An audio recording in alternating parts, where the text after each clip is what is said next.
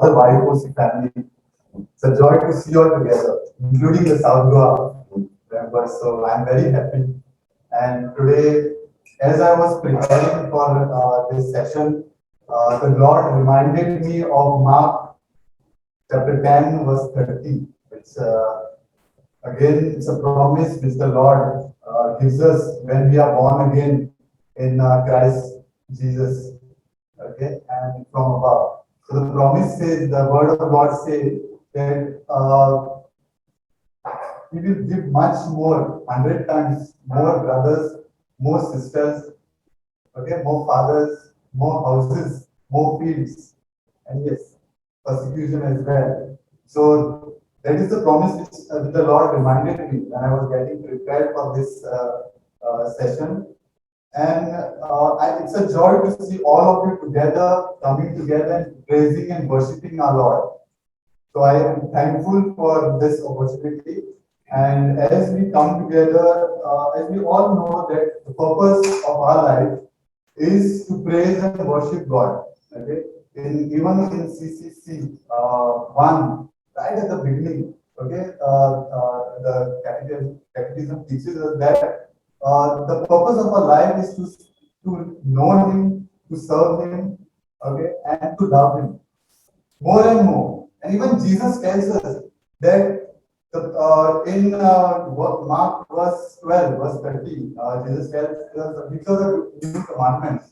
It says, love your God with all your heart, with all your strength, with all your soul, and with all your mind.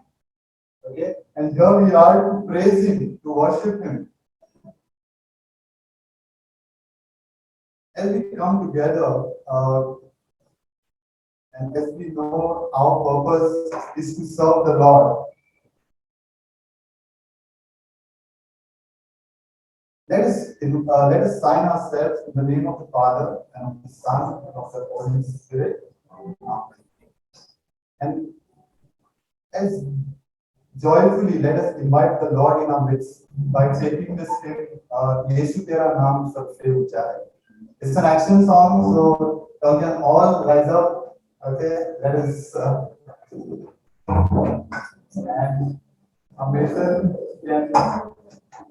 Basil can do some action. So let us praise and worship our God.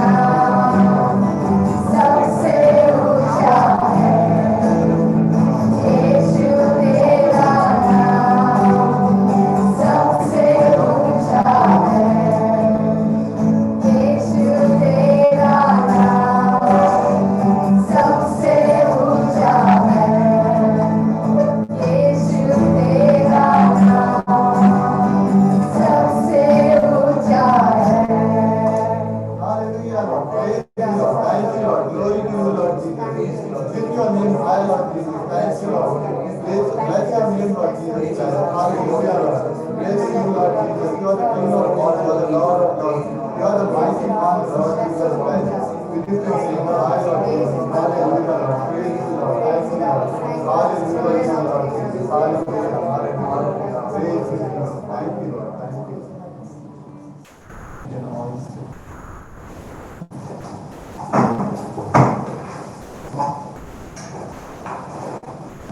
As we enter into the presence of our Lord, let us take a comfortable posture.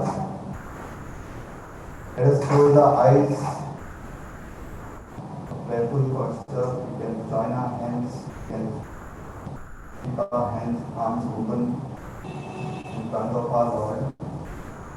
And as we come in His presence, let us bring all our thoughts together in our mind.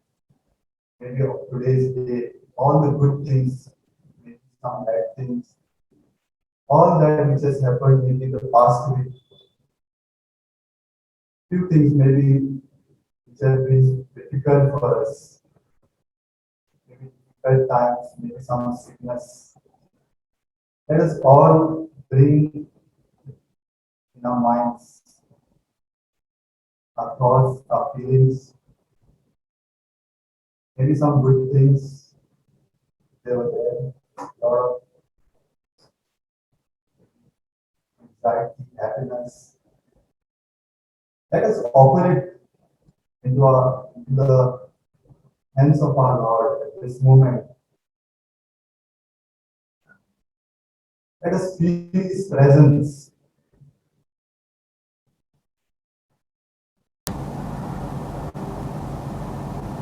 He is here right now.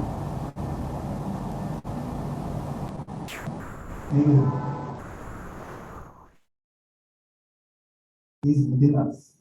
He dwells in us.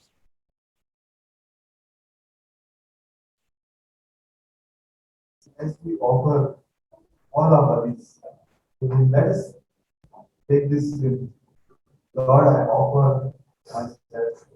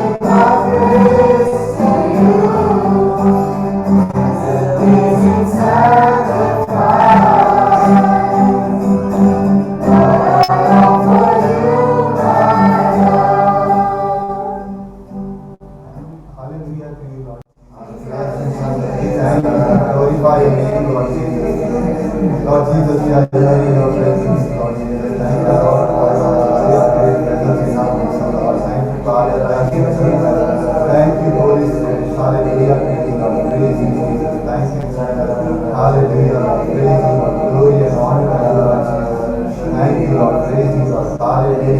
Hallelujah, hallelujah, hallelujah, hallelujah. Praise you, Jesus. Thank you, Jesus. Hallelujah. Praise you, praise you, praise you. As we move closer into the presence of our Lord, let us now thank Him and acknowledge all the good things which He has done into each one of our lives at this very moment. As I thank and praise Him, I claim Psalm 113 verse 7 and 8. O Lord, you have lifted this poor and made him worthy to be placed in front of the princes. For this, O Lord, I praise you and I glorify you, Lord. You are the King of kings, you are the Lord of lords. You are the mighty one, O Lord, in my life, in each one of our lives, O Lord Jesus. For this, I give you glory and honor, Lord Jesus. Thank you, Father. Thank you, Jesus. Thank you, Holy Spirit. Hallelujah to you, Lord Jesus. Praise you, Jesus. Thank you, Lord. Hallelujah. Praise you, Jesus. Thank you, Lord. I invite each one of you all to give a thank and praise to our Lord at this moment. And Father, Lord, thank you for bringing us here, all of us, in spite of all the things that we have been doing throughout the day, throughout the week. Most of all, Lord, thank you, Lord. I want to thank you, Lord, for all my dear brothers and sisters, for each and every one of them, without whom this meeting would not take place here. And also, I want to thank you, Lord, for this week that has gone by, for leading me like a shepherd, for leading me to pastors, and for showing me the right from the wrong, for being the light to my path. All these little things, Lord, have been done for me. I want to thank you, Lord. Thank you, Lord Jesus. Praise you, Lord. Praise you, Jesus. Thank you, Lord. Bless you. Bless you. Name, Lord. Praise you. Glorify, Lord.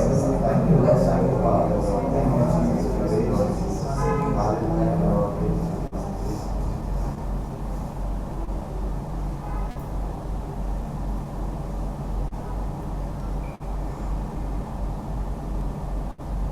Our loving Father, I thank you for your love, your support, and for showing me your path, Lord Jesus. And thank you for bringing us all here together, Lord Jesus. Keeping our families safe, keeping us safe, keeping us healthy. Thank you, Lord Jesus. Thank you, Jesus. Praise you, Lord. Glory and honor, Lord. Wonders, praise you, Lord. Praise you, Jesus. Thank you, Jesus. Hallelujah. Praise you, Lord. Glory and honor to you, Lord Jesus. Hallelujah. Praise you, Jesus. Thank you, Lord.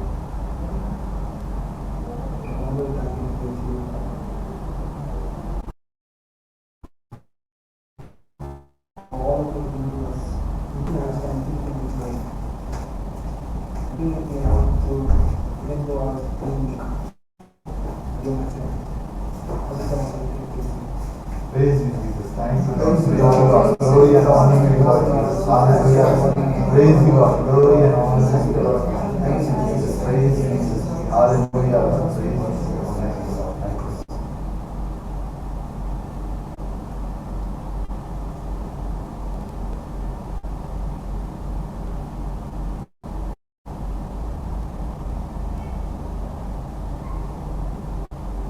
Lord, I want to thank you for this wide mercy family which you have given me. This is one of the first gifts which you gave me, O Lord Jesus, when you chose me to follow you.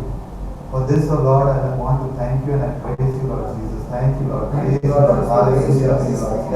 Glory and honor to you, Lord Jesus. Hallelujah. Praise you, Lord. Glory to you, Lord. Glory to you, Lord Jesus. Thank you, Father. Thank you, Jesus. Thank you for this, Lord Jesus.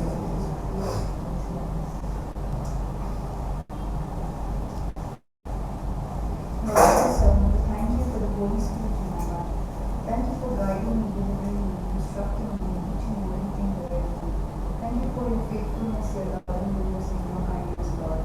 Though I may not deserve it, but I thank you for your mercy, your grace, and your blessing that you give me every day. And in everything that I do, Lord Jesus, your hand is over me. I thank you, Jesus. I praise you. Thank you, Jesus.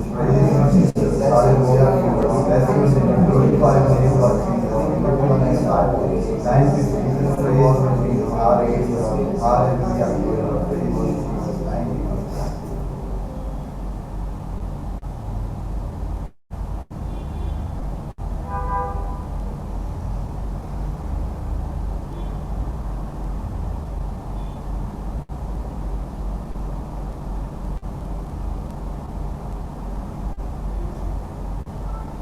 Let us put all this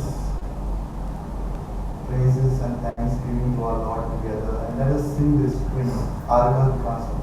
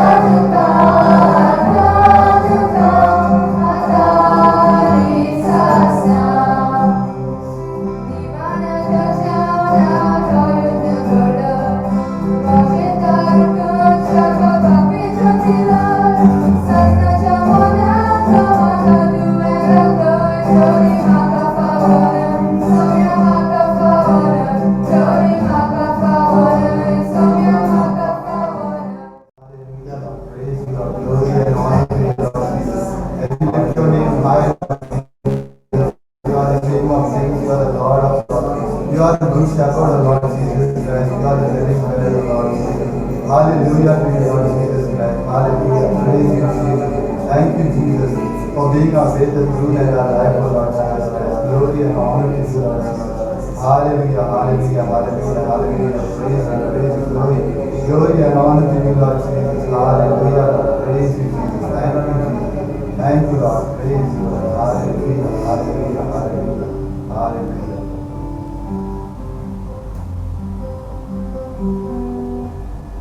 Just 2 weeks back, as we celebrated All Saints' Day, we know that the Lord had called each one of us to be saints. As St. John Paul II says, each and every day we need to strive to be a saint. Otherwise, we are wasting our life on this earth.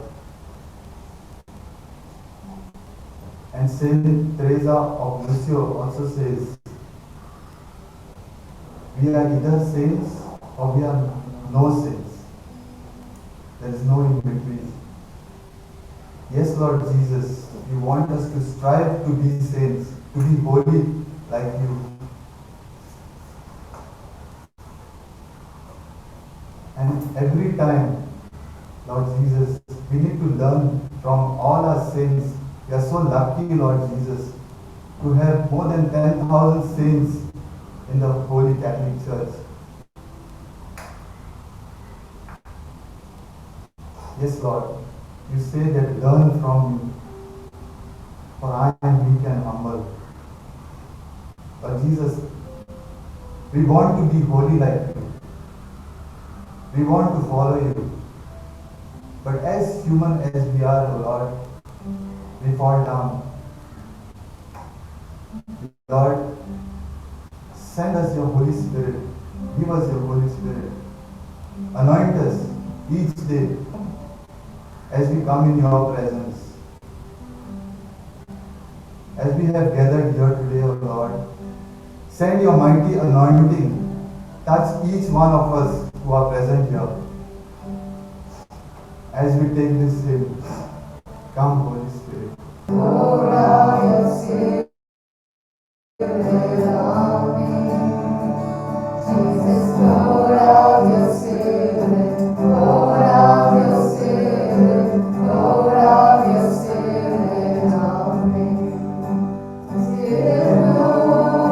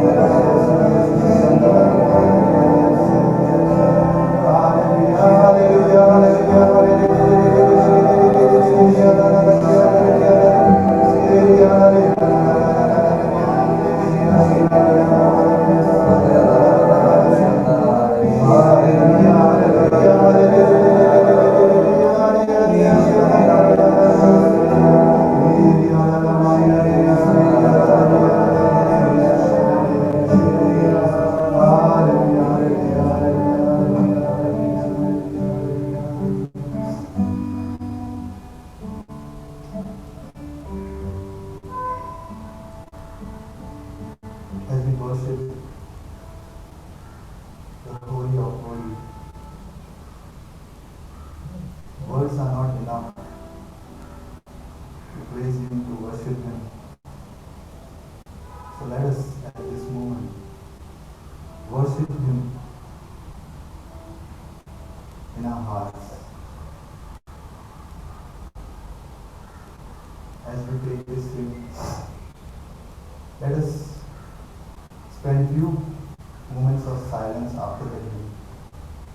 Let us try and listen what the Lord wants to tell us.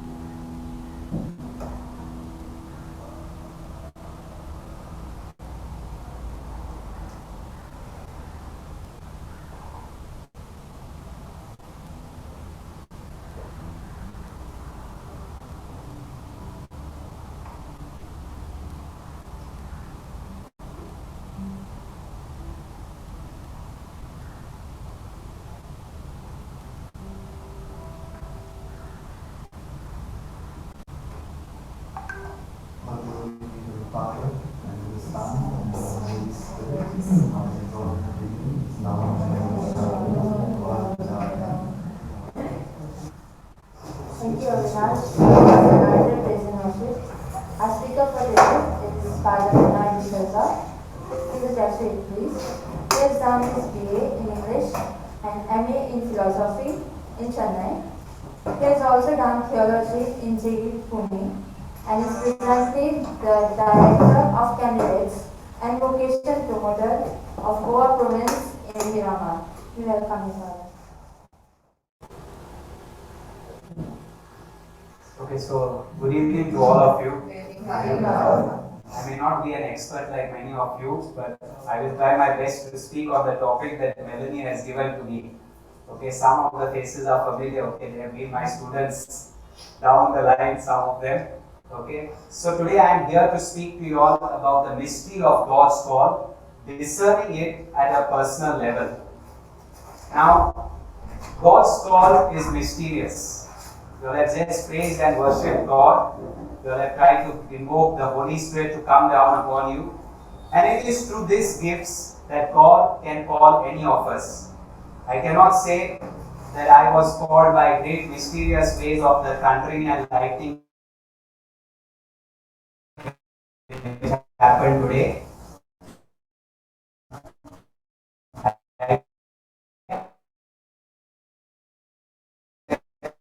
I say that God threw one stone from above and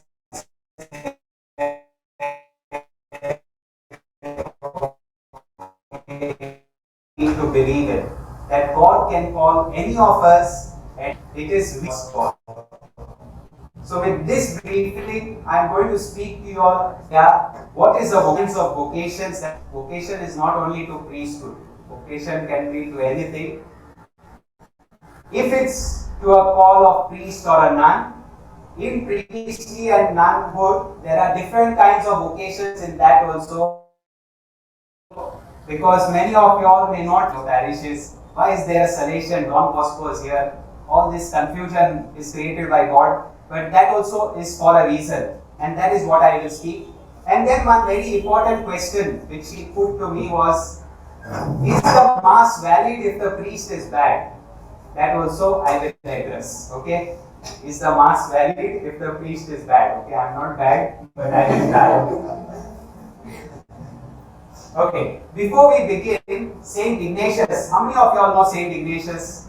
Okay. Since I am a Jesuit now, I will always speak about Saint Ignatius. Okay. So he has taught us one prayer of generosity. And I feel before we begin any session, this is one prayer which we can always pray because it teaches us a lot. So together we will read this prayer. Lord, teach me to be generous. Teach me to serve you as you deserve, to give and not to count the cost, to fight and not to heed the wounds, to toil and not to seek for rest, to labor and not to ask for reward, save that of knowing that I do your will. Dear Lord, we pray that at this moment, all our intentions, actions and operations may be solely directed to the praise and reverence of your service. As youngsters, we have gathered here to praise you, to worship you, and to understand your vocation for us. Help us to be shown that way, that path that you want us to walk through, so that by choosing that path, we may be able to serve you and do your will in our lives. We make this prayer to Christ our Lord. Okay, so what is a vocation? Okay, in all the Oxford Dictionary and all, it will basically say it is a strong feeling of suitability for a particular career or occupation. In the religious sense, it will say it is a response to one's call from beyond oneself to use one's strengths and gifts to make the world a better place through service and creativity. So basically in life, we are called, all of us, to discern God's call. God may call us through the simple activities, but how do we discern this God's call? It is through simple ways that we will be called to discern God's call. Now how is God calling me? To be created is to be called. First of all, you have to thank God that you are created. You are not just sent into this world just because there was a spark somewhere. Okay? You are sent into this world because God had a plan for each of you. Each of you has been given a plan. But God has not told us what is that plan. The plan is left up to each one of you to discover where is God calling you. And therefore, all of us can be called through this way. Through our creation, we are called to praise, revere and serve God. If we understand what it means to praise God, what it means to revere God, and what it means to serve God, we will be able to find our true vocation in life. So what does God want me to be? For that, you have to answer some of these things. What are the activities and works I do in my life the most? Second, what are the attitudes or values that you choose in your life? And do you make the choice to love others? If you can answer these three things in your life, just by introspecting your life, you will be able to see where is God calling you more. All of us are given a mind. And this mind can take us in the right direction and can also take us in the wrong direction. And therefore, if you can train your mind what God wants you to do, then you will be able to really introspect these various activities of your life. Because the activities what will take place will be in the right direction. Otherwise, we will be slowly moving towards Satan's path. And that is why none of us are perfect. None of us are perfect. Neither a priest or a nun is perfect. That is why we are given one sacrament. What is the sacrament? We are given confession because we all falter. But what has God shown us? That through a priest, you get forgiveness. Not because the priest is giving you that forgiveness. That is what I will tell you when you ask the question, is the Mass valid?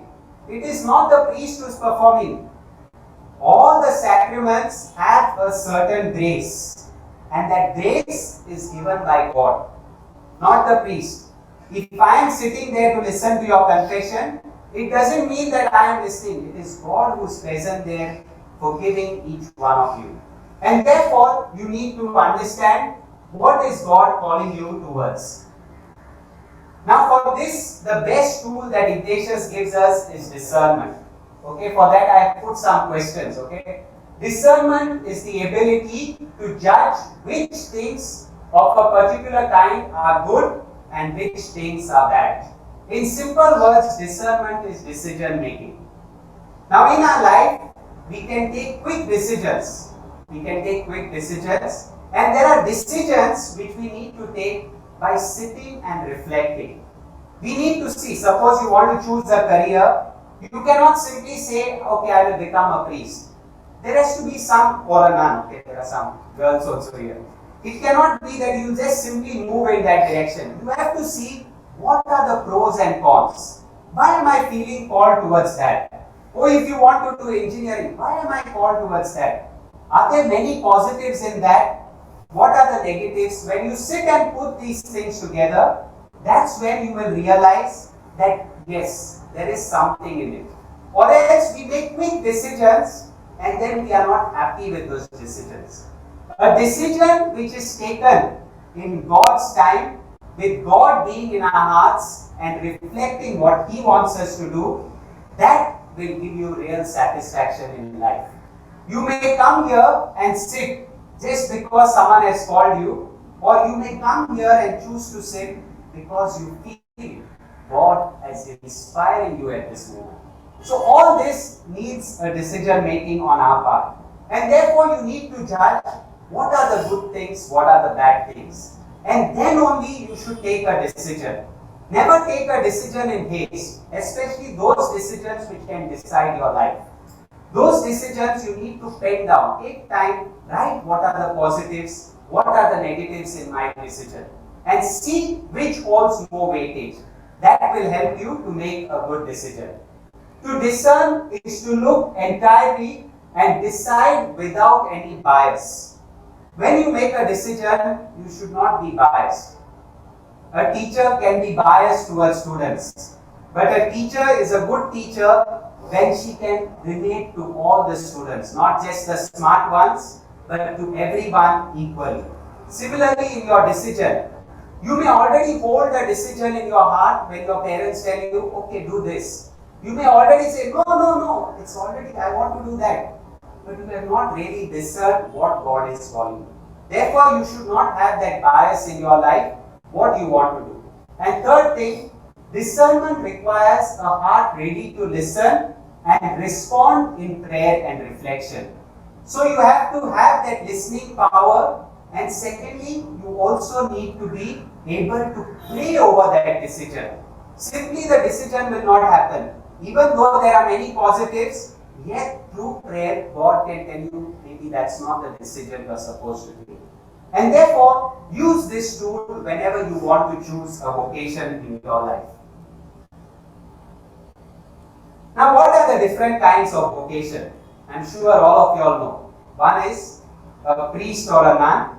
Second is marriage, which many of you all may be already deciding. And third is to remain a bachelor or a spinster. Now, if you choose, all these three vocations are required in the Catholic Church. We cannot say all of you become priests or nuns, then there will be nobody else in future to become any priest or a nun.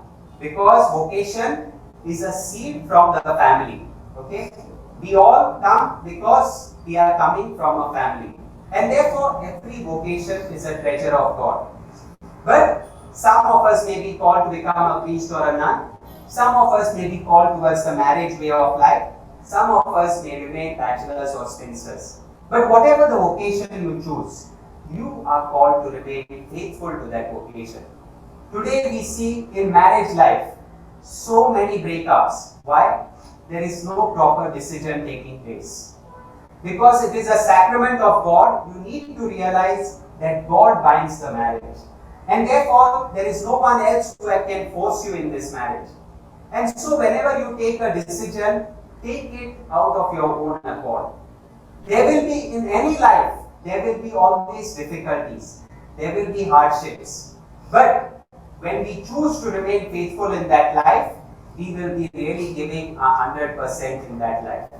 Even though, like you just take a normal road. When the Panjim roads were bad, you had to jump in the pothole, come back on the proper road. Jump back in the pothole, come back on the proper road. That's a vocation. You will have to fall. But that falling does not mean you don't go ahead.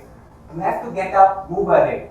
And that is why sometimes in marriage I say, whether it be religious life or marriage, even if you are not wrong, sometimes you are called to shut up. Because then only the other person will realize, okay, if you keep arguing in things, nowhere the conversation will end. It will just go ahead and ahead. Okay, so whatever you choose, you need to make the right choice.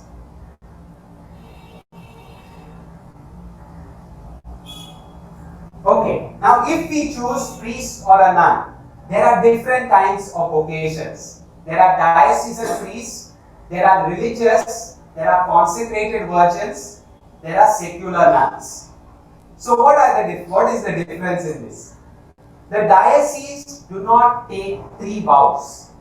A religious takes 3 vows. All of us are priests. All of us do the same study. All of us are called to celebrate Mass. But a diocesan may choose to stay as an individual in a parish, whereas religious, they mostly live in communities. And they are bound by 3 vows. Now what are the 3 vows? You will soon see. Okay, that is what makes us religious. Because of those 3 vows, just as you take vows in the marriage, we take these 3 vows right from our novitiate and we carry them on. They are perpetual vows. Whereas for sisters, they will take vows and every year they renew their vows. Now even a religious priest will renew his vows, but what he takes in the novitiate are perpetual vows. So even if he wants to leave in between, he has to get that dispensation from those 3 vows. Okay? So that is what makes difference between a religious and a diocesan. So what is the difference? What is the difference? Do not get confused anytime. Rest of the things, the diocesan, the religious perform the same way. Now since we take the 3 vows, there are other things bound to that. Since we take the vow of poverty, we choose not to have our own bank accounts. We choose not to be, now suppose someone says, I'll give you a bike. Oh, very good, you are giving me a bike. I cannot accept. Even if I take it, it goes in the community name, not in any individual's name. And those are small things which we forego because of the vow of poverty. Second is the vow of obedience. We are called not only to be obedient to the bishop, we have provincials. Now for religious, they do not directly come under the bishop. Bishop is more for the diocese. Now bishop cannot appoint Binoy to go and say, okay, you have to be in Immaculate Church, Panjim. He cannot. He has to ask my provincial who is in Jesuit house. He has to ask him and that provincial will appoint him. So religious have their provincials. Whereas for the diocese, it is directly the bishop. So sometimes people ask me, oh, so you don't come under the bishop? No. We come under the bishop, yes. But he cannot appoint us anyway. For anything he wants and all, he will request the provincial, and then, like I may be part of the vocation commission of the diocese office. But that does not mean he approach me directly. He has to approach a letter there to the provincial, and the provincial will delegate me there. So that is the difference between whether it be the Salesian priest, it be Pilar, I don't know whether you all know Pilar fathers, you all know Capuchins, Carmelites, all these are religious. Diocesans are only the parish priests in your churches. Some parish priests may be also the religious. Okay, so that makes a difference.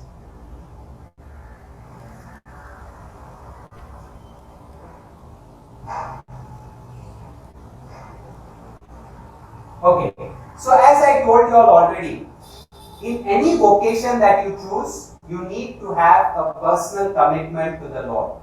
It is not to anybody, not to an individual, but to the Lord. You can be married and you can bluff around how much you want without your wife knowing or your husband knowing anything. But where does the clue come? When you are not committed, it is God who is watching over you. You can bluff whatever you want in your life, whether as a priest or a nun, but when you know that God is watching over you, that will make you to be committed in life. Otherwise, you will be always lingering where you are nowhere. You are not even in this fence, neither in this fence. And at the end, you will go into the Mandovi River. Okay? So you have to know how to be committed. And therefore, when you are committed, you cannot have personal choices of your own. You may have personal choices, but you always make a choice for the other. Now, if I am told to come and serve some poor around, I will reach out because that is what my vocation calls me. I may have to choose between two things, a party or to serve the poor. Which comes first for me would be the poor. Party you will get any time in your life. And therefore, that makes a commitment. So you are called to make that commitment in your life. Okay, as I told you, religious take these three vows. So one is the vow of poverty, to share the life of the poor, to use whatever resources we may have, not for our own security and comfort, but for service. Second is the vow of chastity, to be men and women for others in friendship and communion with all. I cannot just choose to be with one. I choose to be a friend with everyone. And last, the vow of obedience, to respond to the call of Christ made known to us by Him Himself. Just as Christ was obedient to God, He came into this world to fulfill a plan. He never came just because God sent Him. If you know the incarnation story, Ignatius gives a very good exercise. If any time in your life you do a retreat, you can always do an Ignatian retreat. In that, Ignatius gives us one exercise. It's known as the incarnation. We all celebrate Christmas. But here Ignatius gives us to reflect over it. How did the incarnation take place? How did Jesus come into this world? So he gives us an exercise wherein God, all the three are looking from above. And they see the world is in tatters. It is being destroyed. And then God says, who will go? And Jesus says, I will go. And I will bring salvation. And so He makes us reflect over this, how He chose to come and become human like us and show us a way to God. And therefore, if Christ could become human like us, we too are called to be divine in our life. You said, Pope John Paul said that we need to be saints. But Pope Francis, of late, in Gaudete et Exsultate, which is a document he has come, he says, all of us are called to be saints next door. What does it mean? In your own simple ways, in your homes, you are called to be a saint next door. Just by spreading joy wherever you go, you are being a saint. We do not realize the difficulty shopkeepers face. It's very easy to go and say, what you are doing, give me that at a cheap rate. But how much are they struggling? We do not understand. And therefore, Pope Francis says, give a smile sometimes, greet them, ask them how they are. You buy your purchases, but greet them, make them feel at home. If you can do that, you are being a saint next door. You are being a vocation in your own way of life. Now, coming to the most important question, I don't exceed my time. Okay. Coming to the most important question, is the sacrament valid if the minister is in a state of sin? Why or why not? The priest or the minister acts in the person of Christ. Okay? So the priest may be in the state of sin, but he is acting in the person of Christ. And therefore, even in a state of mortal sin, although such a sacrament would be valid, the grace is efficacious. So as I told you, every sacrament gives us a grace. Even the priest is anointed with oil and given that grace. And therefore, because he is in the state of sin, it will not become that Mass is not valid. The Mass is valid because Christ himself is celebrating that Eucharist. Now, when it will become invalid? If the priest does not consecrate the host or the wine, then it will become invalid. And therefore, two things are very important, the matter and the form. The matter required for the valid celebration of the Eucharist consists of wheat bread and grape wine. That is Catechism, the canon law, okay, Code of Canon Law, 924. Now there are some things for a priest. Now if I go to a village, I have forgotten wine and gone. I can't go to the bar and just buy wine and put there. That is an invalid Eucharist. You cannot simply say, okay, I'll take bread from somewhere and consecrate. No. There are certain stipulations. That's why not all nuns or priests prepare host and wine. There are certain stipulations in the canon law. What quantity should be used of alcohol? What quantity should be not used? Otherwise, it does not become a valid. That's why we have vidicola that is given that duty of preparing wine. Okay, they give those wine bottles. Okay, there is a certain quantity. It's not like the normal wine you will get in the bars. Okay, so that is the most important thing for a valid Eucharist. Now, what is the form? The form is what the priest says at the consecration. Okay, he says, what he says? Take this all of you and eat of it. This is my body which will be given up for you. Okay, and then he will say for the wine. Those are the words. If the priest does not use these words, then it becomes invalid. Therefore, you will not see, even if we abridge the full Mass, we cannot abridge this part of the Mass. We may say many things in the other parts of the Mass. We may not say the Gloria sometimes. We may do whatever various other creativity in the Mass. But at the consecration, all the priests will say these things. That is what makes the Mass valid and not valid. So, the matter and the form for Eucharist is very important. Similarly, in other sacraments, okay? Now, if I am baptizing you and I do not say, you are baptized in the name of the Father and of the Son and of the Holy Spirit, the baptism does not complete. I may say all the other prayers. Even when you go for confession, God the Father of mercies, through the death and resurrection of your Son, has reconciled the world to himself and sent down the Holy Spirit for the forgiveness of sin. By the ministry of the Church, may God grant you pardon and peace, and I absolve you from your sins in the name of the Father and of the Son and of the Holy Spirit. If the priest does not say this, now sometimes the priest may say silently, okay? Now don't go and tell the priest, do not say it. Don't go and say that, huh? He may come and catch me after. Sometimes he may say silently, okay? But otherwise, this is what makes the matter and the form. Okay? So any sacrament is like an exam. In the exam, you are told not to copy. Correct? You are told not to copy. How many of you all copy? Something or the other you will be copying. Now, does that make the exam not valid? Does that make? No. So, similar with the sacrament. Okay? Not that I am saying copy, okay, every time. Please don't take me wrong. Okay? I am not telling you to copy every time. But I am just giving you an example that we all make that. Now, a priest, I do not say that the priest should always remain in mortal sin and do whatever he wants. No. A priest has to also go for confession. We may listen to confession, doesn't mean that we are not called to go for confessions. Even we as religious, every month we are called to go and meet our spiritual director. Okay, there may be other priests who we choose to go and share what happens in our life. Okay, it's not easy. Let me tell you, as a young priest, it's not easy to choose the priestly way of life, because hundred of girls will come and ask, why did you join to become a priest? So I told them that time there was no WhatsApp and also I joined. Okay, so it's not easy to choose any way of life. Let me tell you very clearly, I tell even other youngsters, it's not easy. But if you feel drawn, if you feel called at any stage of your life, you can be called by God.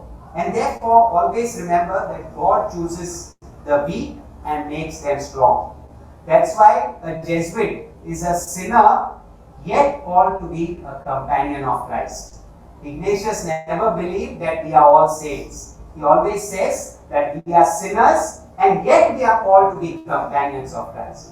And therefore, remembering that not only for me, but for you all too. You all are sinners, yet you all are called to be companions of Christ. So if you all choose Christ on your side, you all can walk through Christ, you all can talk through Christ, and you all can preach Christ. And therefore, always remember that God calls each one of us in mysterious ways. Okay? Thank you. That's all. Now you all can ask me questions. Because all day, I told Melanie very clearly, these topics, we cannot speak much, but youngsters have many questions which we may be able to answer. If you all have, okay, don't force yourself. Otherwise, they say, Father is taking a test now. No exam and all this. Did you all find? How did you choose your occasion? Okay, she told me that one point I forgotten. Okay.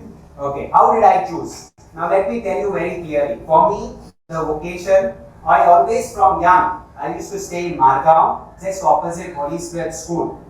And for me, the only exposure at that time was our parents, our grandparents used to take us to the church. Playing was in the church compound. And at home, there was always rosary. All the prayers possible was said. And therefore, when anyone, when I was young, asked me, I used to say I want to become a priest. But looking at me, such a naughty fellow, all the others said, not possible. And that is why I used to wonder, like, not possible, not possible. Then I shifted and I came to Maksa. And when I came this side, fathers used to send me for camps. I used to be an altar server in church, I used to lead the choir, all these things I used to do. What attracted me of the priests was their jovial nature. I don't know, I was blessed to have all priests who are very happy priests. Okay, there may be priests who are very dejected in life and they may cause problems for others. Okay, but I was happy to have priests who are very joyful. And therefore, then looking at them, I felt there was a great joy in their life. And so I said, why not give it a try? And so I came to this place, Miramar, where I am put in charge now because I didn't do my first two stages properly, so they sent me once again. Okay, don't believe Avinash. Okay, that is because. So this is the first stage, and here it is a come and see program. It is not that the child has joined. It is just to do their 11th and 12th. They go to Don Bosco's for their 11th and 12th. And yet they experience various Jesuits around them, various priests coming, and they begin to think whether this is the right way of life.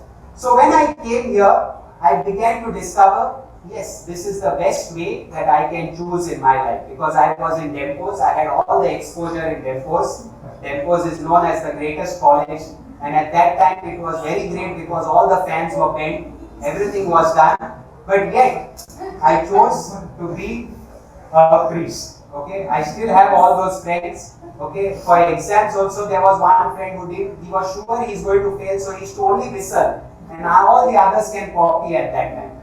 Okay, so we had all those Hitlers in that time. Okay, but yet I felt at that moment, through our prayer in the pre-novitiate, we have various things there. It's a timetable life for the youngsters. They have prayer, they have rosary, every month they have recollections, they have retreats, they go for mission exposures. And through this, I felt really God is calling me to this way of life. Now, that's why I tell youngsters, today people say, you will hear a call. It is not like Samuel hearing. Did you call me early? No, God is not going to. Yeah. I cannot conduct that game. I realized that I conducted a game. I always conduct one game. If I divide you all in two groups, and put some few people in the center to shout, the other side I should communicate to the other side a sentence. They will never be able to communicate when you shout loudly here. And that is what is happening in today's world. Today, youngsters are exposed to various things. With the mobile, you get A to Z on the mobiles. And that is why you have to make the choice. At the end, it comes to that point. The choice is in our hands. You can choose to use the mobile for good purpose. You can choose to use your mobile or the laptop for whatever purpose. And therefore, the choice is always for anything in our hands. So if you can really discern God's call through prayer, one best prayer I will give you all today is the examine. Will you all hear of the examine? Melanie has heard, surely. But others, examine. Examine is just a small prayer of 10 minutes. Okay? There are 5 things in it. Pray for light of God, for you to really reflect over your day.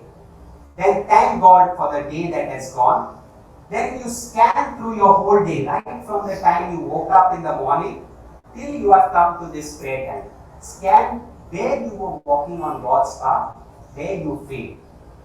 And try to see how many times that you have failed and how many times really God's helped you. And then you thank God for that, for guiding you in your life. And where you have failed, ask for forgiveness. And lastly, tell God that tomorrow's day I will really vouch to be on your side. So this is a small exercise which every one of us can do. Just 10 minutes it will take you. It does not take you more, and you will have a peaceful night rest. And so these are some tools which can really help you to think of your vocation. Anything else? I know it's getting time. Online question. Can you choose to become a priest at any age? Yes. Okay. Now, at any age when you say, after 45, we start in, I'm talking about religious life, okay? In religious life, after 45, we also have to see various things. Now, I have a vocation who is going to join, who is interested in joining, let me say, at the age of 53. At the age of 53, he is a professor and he intends to join. But in our religious way of life, 53 means 10 years down the line, he is 63 with all the training for priestly life. And therefore, since he is so old, we need to get, in Jesuits, we have something known as 4-sheet exam, which he has to clear. Then he has to also, we have to get letters from the various people since so many years he's been in the world to know that there is no other things happened. Okay. Then I have to send it to the general. We have a black Pope in Rome. Okay. At the side of Pope Francis, we also Jesuits have a superior general. They call him the Black Pope because Jesuits at that time in Rome used to wear the black robe. Okay. So he is the superior general. So provincial will write a letter to him, so and so is interested in joining, but his age is so and so. After all the medical checkups, all the basic background check we have done, he is found fit. Then general will really introspect and pray and see whether we should take him or no at this age. Otherwise, till at the age of 45, you can be called and you can surely become a full-fledged Jesuit. Now, a Jesuit is not a full-fledged Jesuit like me once you become a priest.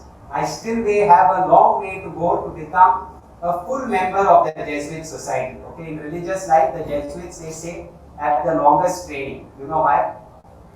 Because there is a joke. It's one parent came and asked one Salesian, how many years do you take to become a priest? So the Salesian said, we take 11 years.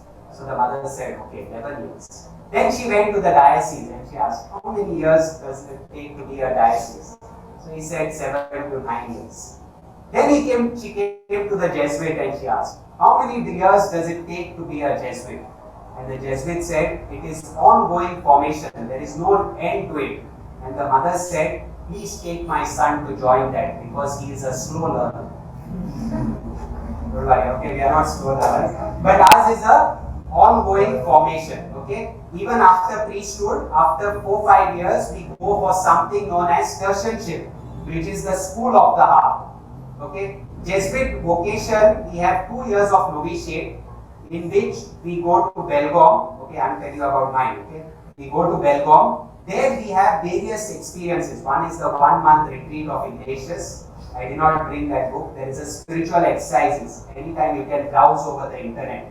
Okay, the spiritual exercises, a famous book of Ignatian retreat. After that 1 month retreat, we go for 4 experiments in the 2 years. One is a mission exposure. We go to villages. Melanie has gone, I think, no? In the Majesty group. Okay, we go to villages for mission exposure. We stay with the villagers. We go to the fields with them. We eat with them. We sleep with them. No compromise. I don't want a big bed. I don't want a big AC. Or I don't need a big fan. Nothing will.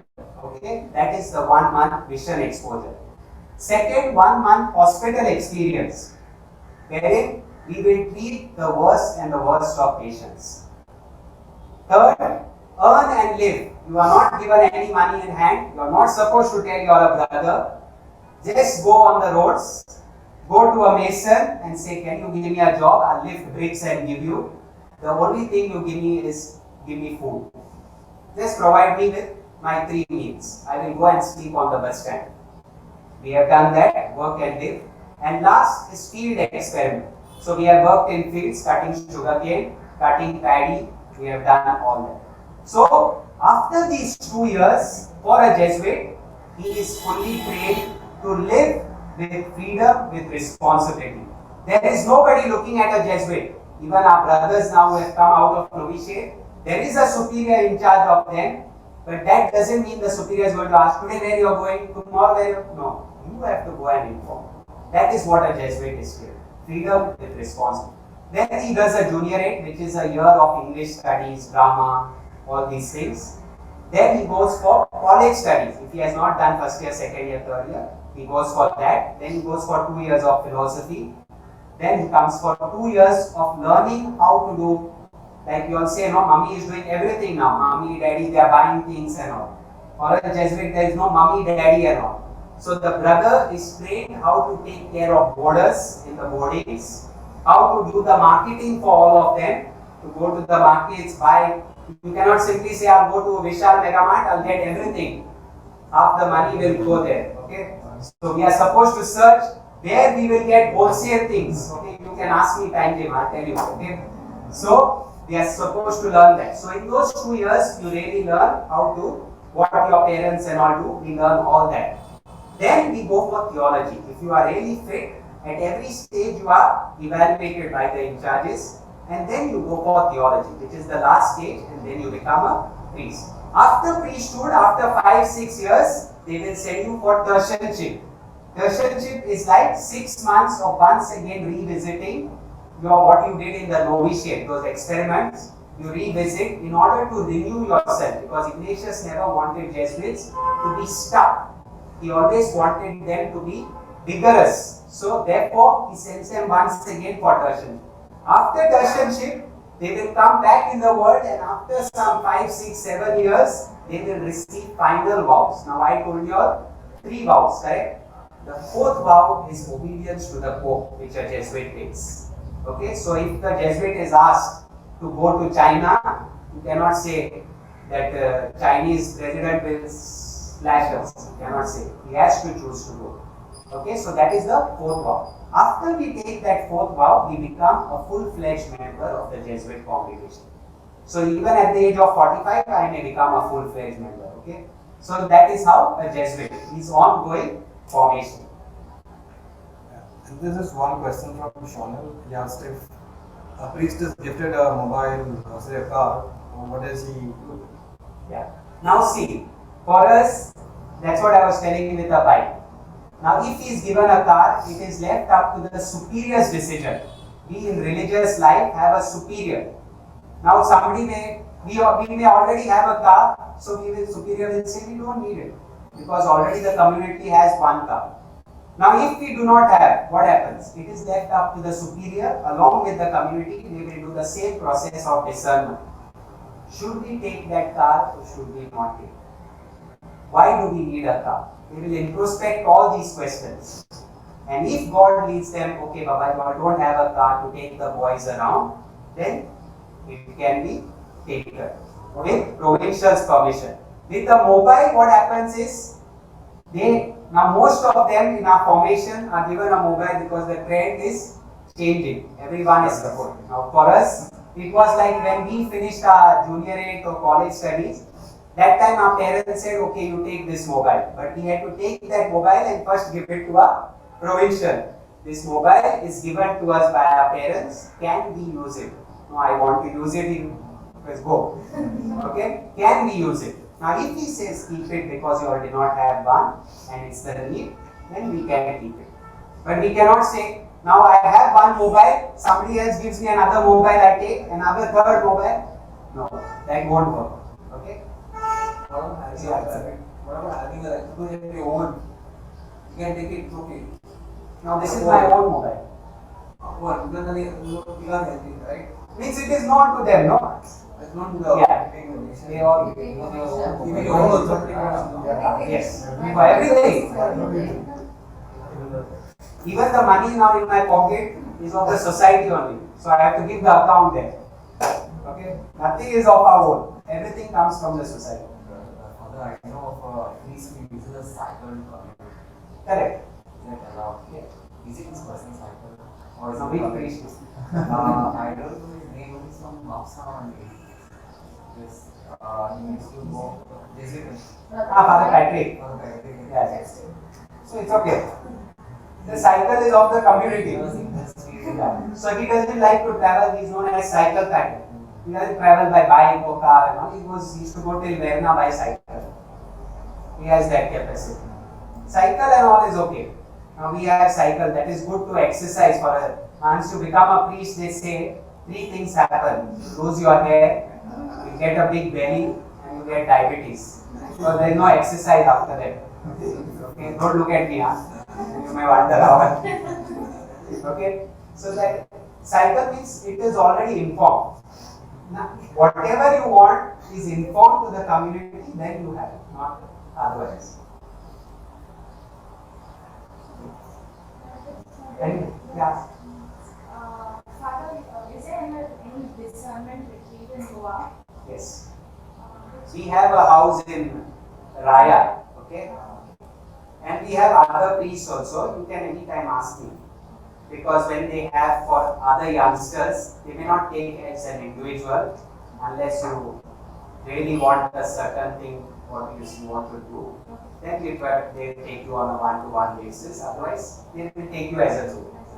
So many of them, when we had, why I know her more is, we used to have at Jesuits 3 youth groups, okay, I managed some of them, okay. So we used to have something known as a Magis youth group. Jesuit Magis means not satisfied with the minimum, but wants more. They always want to do more. So we had a Magis youth group, we had working professionals, and we had a leadership group, which is the 11th, 12th and all.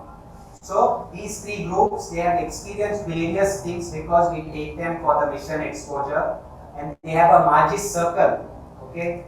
In this Magis circle, just as you all do praise and worship here, but this Magis circle, they will come after working in those villages. There they don't stay with the villagers, we stay as one group, and every night we will have a sharing what really happened to us, because they go to, and some of them will literally cry because we come from very affluent families, and then you go and see them.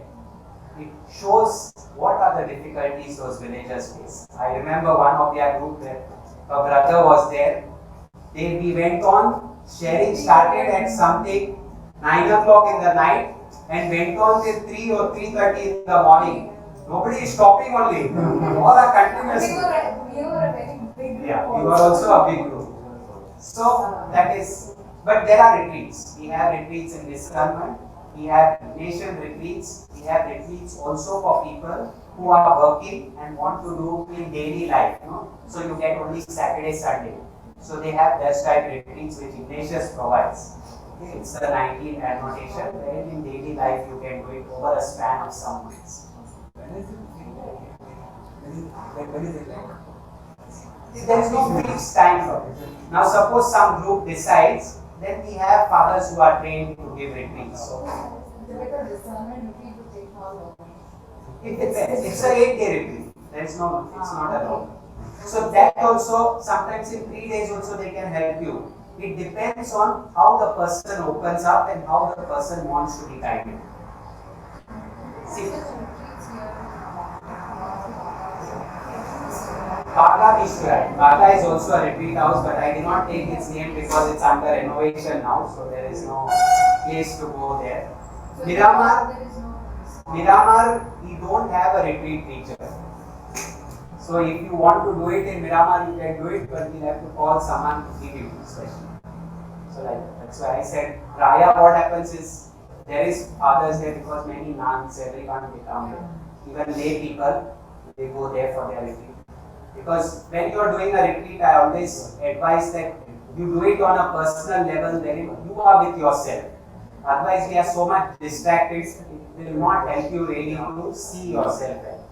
Because even discernment to do, you need to really see where God is calling you. Otherwise, there is a lot of bias involved. You'll say, no, Father, it was like this, it was like that. So, Father will try to lead you towards that. That's a discernment. So, He will listen to you what you are saying. He doesn't know what you are trying to discern. So, only when you share, He will try to see how He can lead you. That is not He leading, but God. Yes. You can choose anyone to be a spiritual director. I can give you many numbers. You can choose one of them and you can always share with them. That's a very good thing which many lay people in this COVID time, we are conducting something known as Collaborative Learning Cafe. I don't know whether you have heard it. CLC. Okay, it is an online thing now. They are slowly beginning offline. They have given vast variety of courses. They have given Ignatian spirituality, even how a chef, how to make cocktails. Everything was given in this cafe. And there once for Ignatian spirituality, the people asked, can we have a spiritual director in our life? You are most welcome to take any of us. Yeah, then I think you mentioned some website where we can go. Yeah, we can. The Goa Jesuit website. You will get many priests there also. Even other priests you can choose. It all depends. See, one thing what I tell youngsters is you have to be comfortable with the priest. The more you are open, the priest can help you. A priest can lead you to bring out things, but when you are open, he can guide you in a better way to really grow in your life. And therefore, you have to choose someone who you are comfortable with. That will really help you to grow in. Because if you have a spiritual director, whatever vocation you choose, you will choose to share with him because he knows how he has guided you. So you are most welcome to choose spiritual directors. Anybody else? I don't want to bore anyone. Thank you, Father. It was very helpful and very interesting.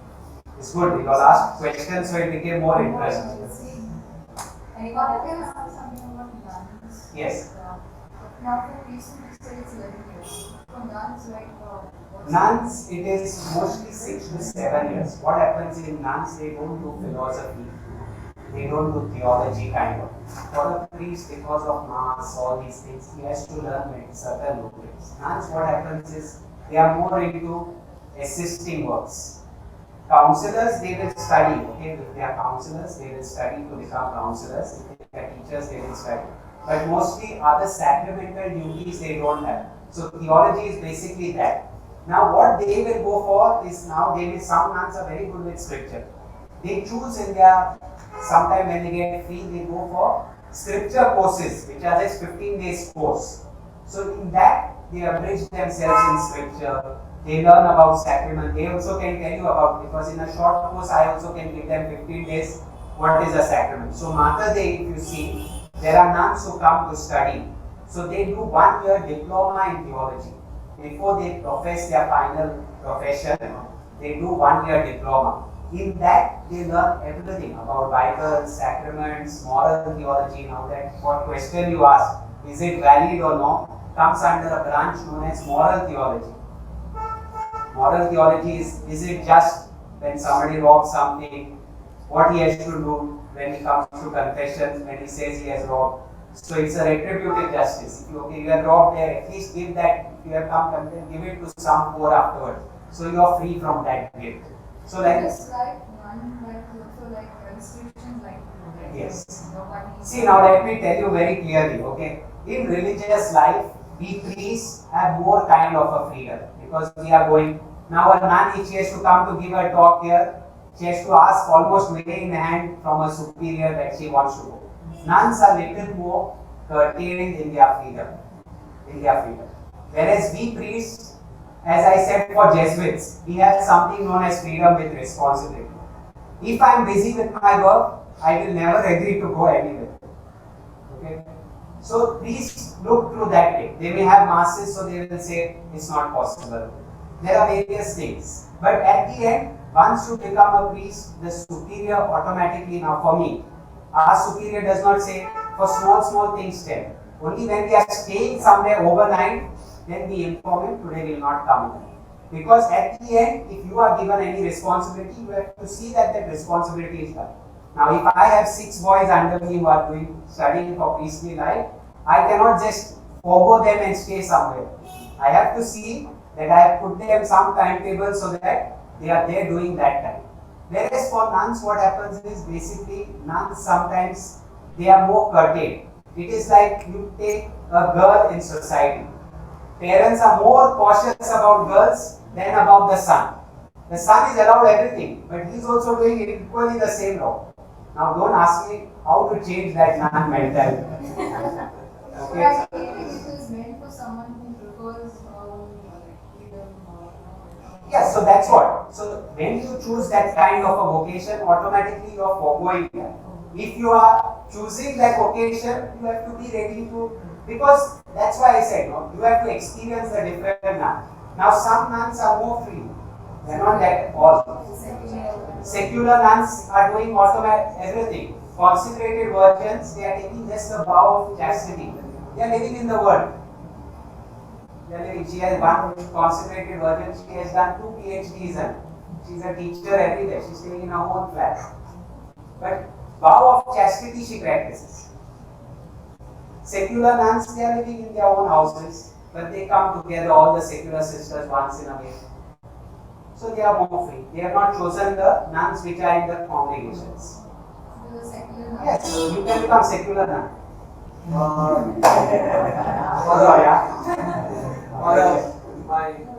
My question was for you. As a youth, how would you, decide? It's very difficult to decide sometimes. Whether you call for it. That's what I said.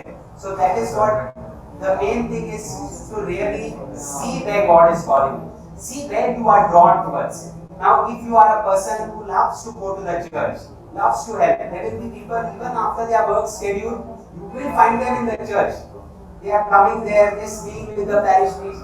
Something is pulling them towards that side. It is not that they have time. They don't have time, but yet they are making that time. So you have to see where you are drawn more towards. Where you make time. Is it when there is some mass? Is it out of my own free will I get up, move? You have to see that. Anybody asks me when I sit there for a mass, will you do the reading? No, my God. That's a big thing. Oh, when you go freely. These are small things. Small mundane things can tell you if you are really called. You will not be, that's what I said, there is no great call like Samuel being called, oh, don't talk to me, Abby says, go and see, God is calling. It won't happen. Sometimes in your own retreats, in the retreats, like my companion who was with me, for his confirmation retreat, he was sitting in the adoration chapel and he felt God is calling. He suddenly started pouring tears, he himself does not know why. And he felt God is calling and he joined the down. So there can be through that also. Thank you very much, each and every one of you, Mr. Former, for all the questions. Thank you, Father Minoy, for giving the time to us and explaining to us in such a lot of detail as to the ins and outs of being a priest and how and making the environment so attractive towards this vocation. Thank you so much. Thank you very much. We're very blessed to have you. Again, I would like to thank Avinash for leading us in praise and worship and also the accompanying us in the background. Okay. And of course, to my south and north Goa members who have come in full. They've just filled up the room today. Thank you so much.